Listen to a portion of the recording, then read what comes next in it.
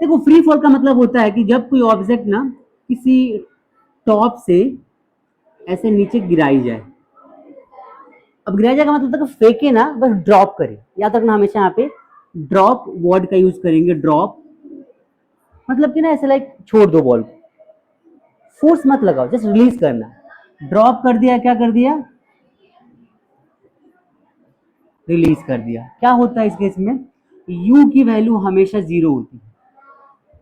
जब भी कोई ऑब्जेक्ट अपने आप नीचे गिरता है तो हम तो कुछ कर नहीं रहे, u क्या हो जाएगा, जीरो।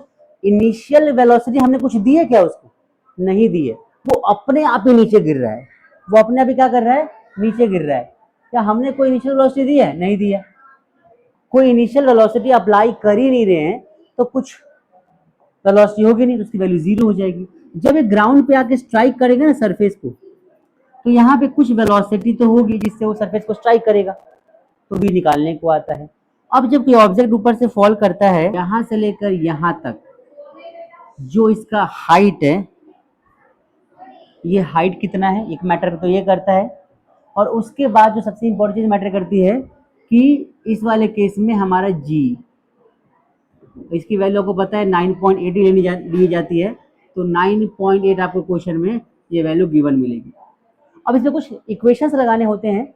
इक्वेशंस क्या होते हैं ध्यान से देखो, तो उसको बोलते हैं क्या, लॉज ऑफ मोशन पढ़ा होगा आप लोगों ने, पढ़ा है, हमने पढ़ा v is equal to U plus A T, पढ़ा आप लोगों ने फॉर्मूला। क्या बोलते हैं आपको, इक्वेशन ऑफ मोशन बोलते हैं इसको।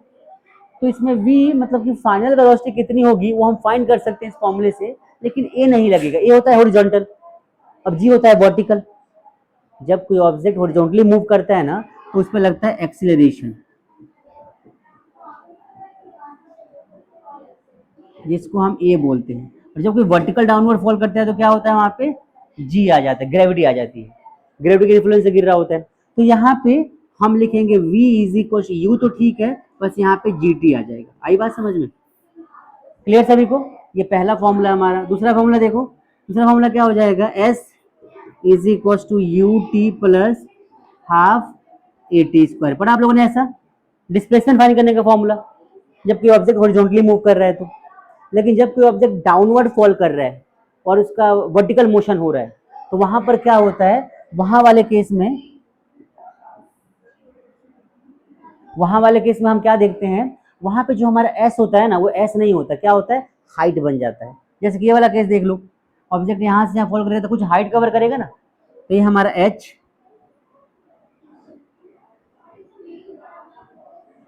हो गया। बाकी यहाँ पे जो है यू तो यू रहेगा, टाइम सेम लगेगा, हाफ का हाफ लगेगा, एक जगह पे क्या ले लेंगे, जी और टी का स्क्वायर। तो ये आपको यूज करना है इक्वेशन इसकी जगह पे। और तीसरा सबसे मोस्ट इंपॉर्टेंट क्या होता है, V square minus U square is equal to 2s होता है। पढ़ा आप लोगों ने ऐसा। अब यूज ना करके क्या करेंगे, V square minus U square is equal to 2gh, ये फॉर्मूला आ जाएगा। अब इन तीन फॉर्मूले की हेल्प से ना हम खतरनाक तरीके से क्वेश्चंस को ट्राई करने वाले हैं। मैं एक क्वेश्चन करके दिखाता हूँ आपको, उसके बाद बाकी क्वेश्चंस को आप खुद ट्राई करेंगे, समझ में आ जाएगा आपको अच्छे तरीके से। करें स्टार्ट, चलिए तो आइए सॉल्व करते हैं एक क्वेश्चन। क्वेश्चन क्या है, ठीक है, रिलीज, ठीक है। तो हमने टार के टॉप से एक स्टोन को रिलीज कर दिया जिसकी हाइट है, ऑफ हाइट कितना दे रखा है, 19.6 मीटर। बात समझ में आ रही है। Find final velocity, final touching the ground, just before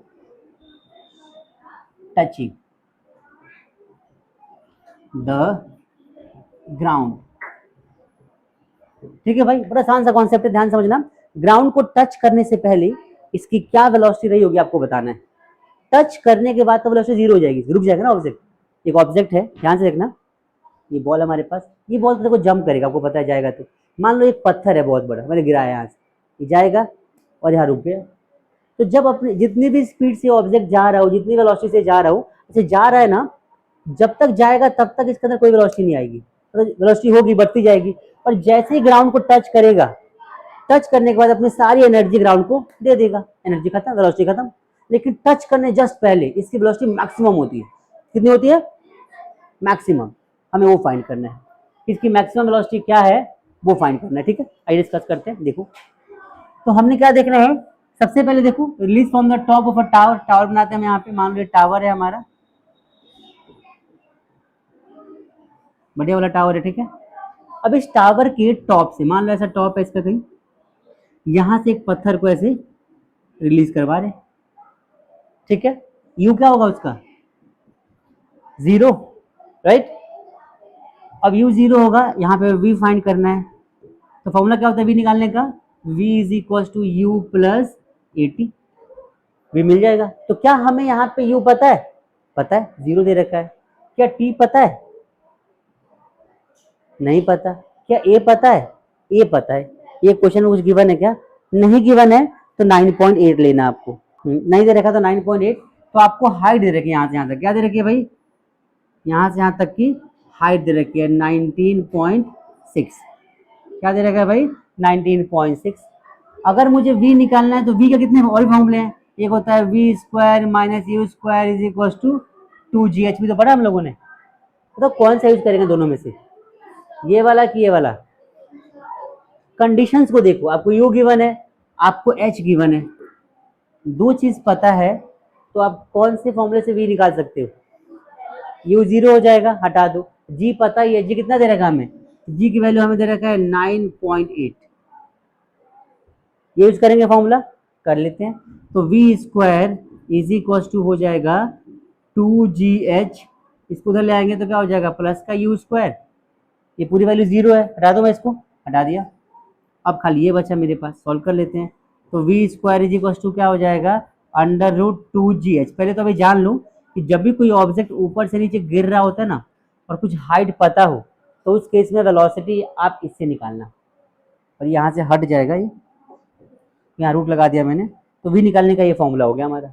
अब सॉल्व कर लेते हैं। देखो v इज इक्वल टू क्या हो जाएगा? अंडर रूट 2 इंटू में g कितना है हमारा?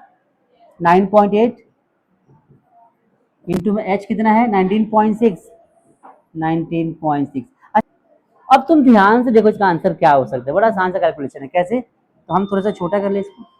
देखो, तो v इज इक्वल टू क्या हो, देखो 9.8 मल्टीप्लाई 2 हो जाएगा 19.6 इंटू में 19.6। समझ आई बात? 19.6 आंसर आ जाएगा हमारा। तो v क्या हो जाएगा? v is equal to 19.6 metre पर सेकेंड। आंसर आ गया। Got it? इसलिए मैंने 9.8 फिर से कर दिया था। 10 की तरह कॉम्प्लिकेट हो जाता है। समझ में आया सबको?